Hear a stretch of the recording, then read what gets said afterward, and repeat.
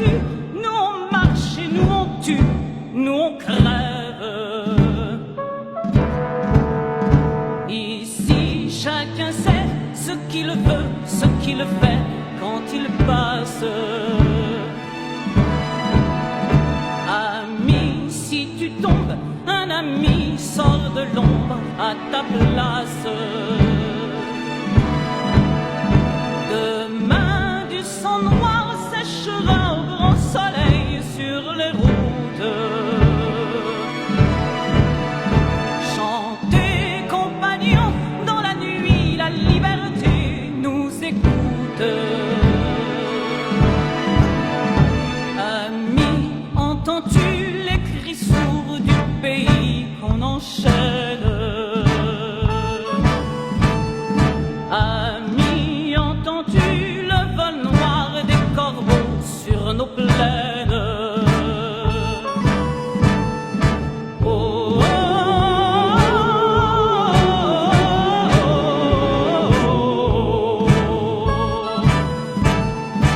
oh, oh,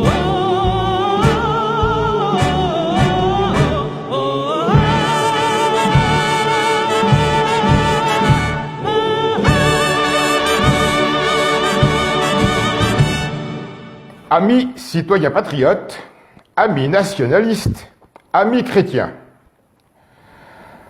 à l'attention des individus, hommes et femmes indignes que je dénonce depuis des années et que je combats sans pitié, sans état d'âme. Je vous informe que j'ai en ma possession des milliers de documents accablants fournis par d'anciens francs-maçons ou repentis, ou qui ont compris l'abjection du comportement de certains hauts placés, tant politiquement, au sein de l'exécutif, président de la République et membre des gouvernements depuis plus de 45 ans, parmi le Parlement, députés et sénateurs, et l'autorité judiciaire, le parquet et le siège, que autres statuts, par exemple, avocats, huissiers, notaires, etc., le politiquement étant de loin le plus nocif à la démocratie, générateur du malheur du peuple de France, des peuples du monde. Tous ces documents sont sauvegardés et j'ai pris la précaution de les envoyer à plusieurs centaines de correspondants de par le monde, en France naturellement, mais aussi en Espagne, au Portugal, en Belgique, au Congo-Brazzaville, au Japon, à Monaco, au Québec, en Allemagne, en Suisse, au Cameroun, en Italie, aux États-Unis, en Ukraine, en Russie, en Côte d'Ivoire. Grâce aux adresses fournies par M. Didier Julien Garofalo, j'ai aussi les coordonnées de toutes les ambassades. S'il devait m'arriver quoi que ce soit de fâcheux, un coluchage par exemple, événement auquel j'adjoins M. Garofalo et ses collaborateurs assidus et dévoués, tous les destinataires ci avant indirectement cités rendront immédiatement public l'ensemble des documents, ce qui signera officiellement le forfait commis.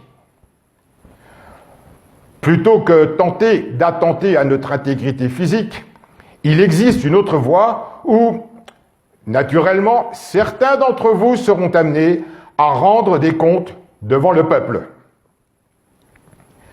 Cette voie aura l'immense mérite de ramener une certaine salubrité dans vos rangs. Ce n'est pas parce que des associations de malfaiteurs agissant en bande organisée ont dénaturé l'idéologie franc-maçonne originelle que vous devez tous subir leur comportement ignoble. Les repentis, sincères, verront leur situation examinée avec bienveillance. Quant aux autres, je m'adresse maintenant aux magistrats.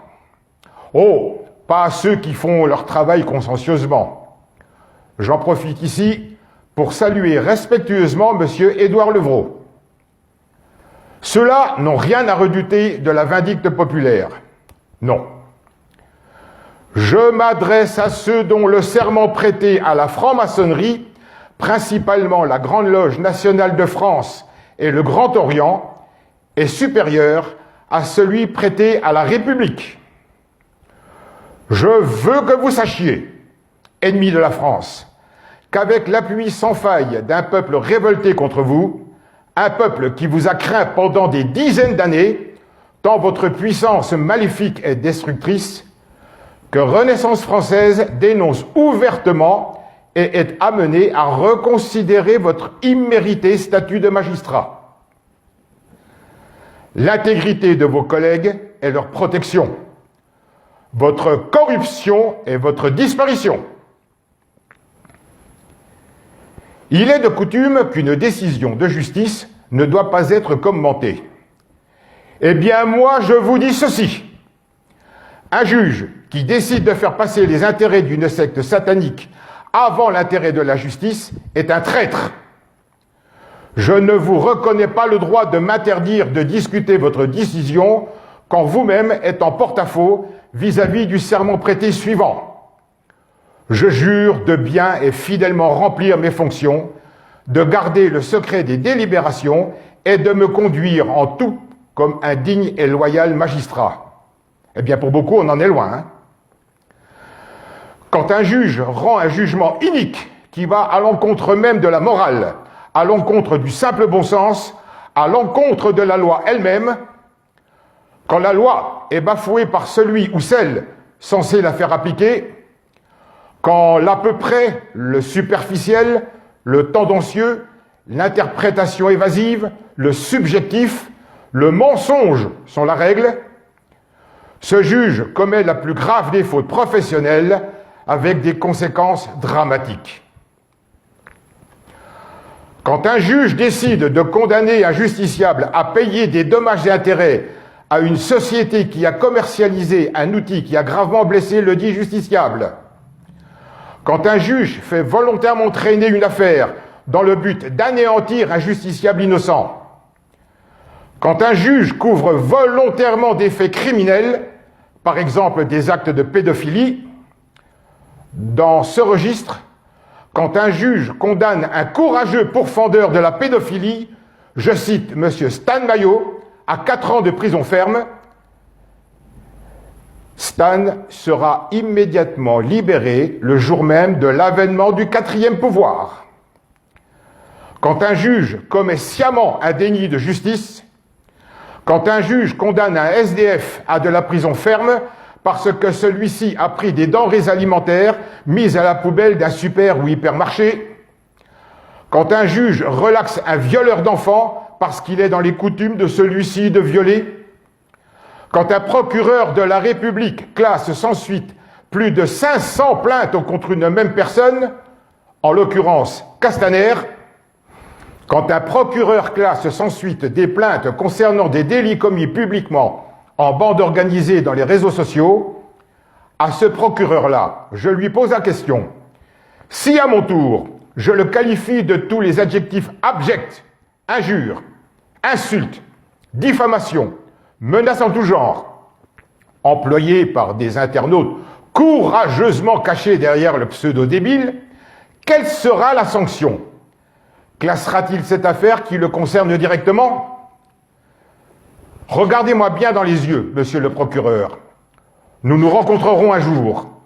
Ce n'est pas une menace, c'est une promesse. Cette catégorie malsaine de magistrats doit changer rapidement de métier. Ils sont toxiques pour leurs pairs, dangereux pour la société tout entière. Les marchands de glace ou de cacahuètes grillées ont besoin de vendeurs à la sauvette l'été sur les plages. Magistrats malhonnêtes, je vous dis ceci.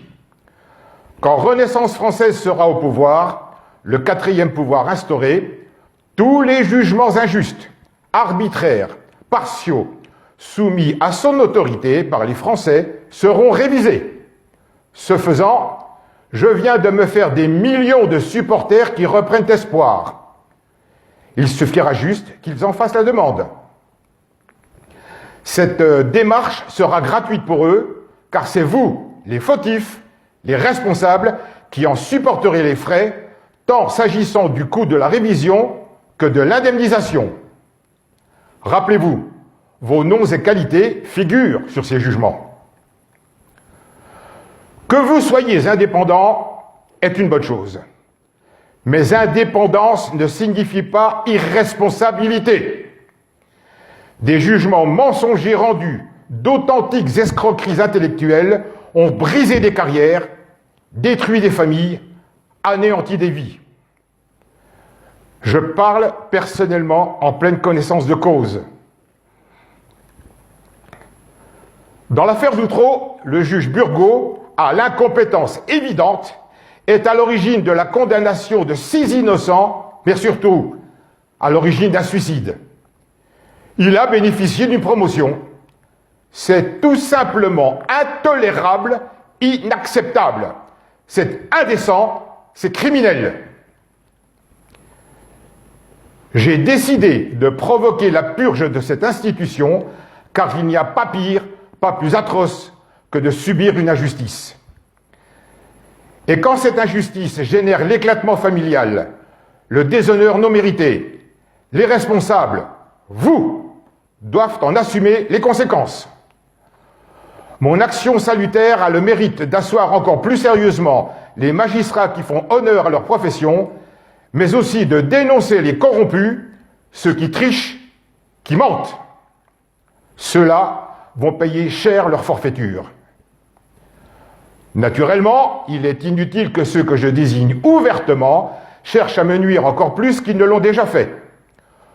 Tout procès intenté contre ma personne révélera leur forfaiture sur la place publique. Et croyez-moi, le cas échéant, ce jour-là, il y aura du monde au tribunal. Pour moi, mais aussi pour tous mes compatriotes victimes d'injustice, je m'étais, un jour de 1992, juré de me rebeller ouvertement contre ces traîtres, de les dénoncer officiellement. C'est chose faite. Si malgré tout ceux-ci persistent à se venger, à entamer une procédure à mon encontre, je leur opposerai systématiquement leurs collègues honnêtes et leur parjure à la République, preuves écrites à l'appui. Vous avez triché, menti à des familles, à des enfants. Vous avez saccagé des vies entières. Votre place dans un tribunal n'est plus dans votre fauteuil de président, mais assis sur la sellette, dans le prétoire, face à un tribunal du peuple. Aujourd'hui, je vous présente la facture, ma facture, celle d'un homme, d'un époux, d'un père, d'un grand-père, d'un arrière-grand-père, d'un blessé grave, handicapé à vie. Je ne vous salue pas.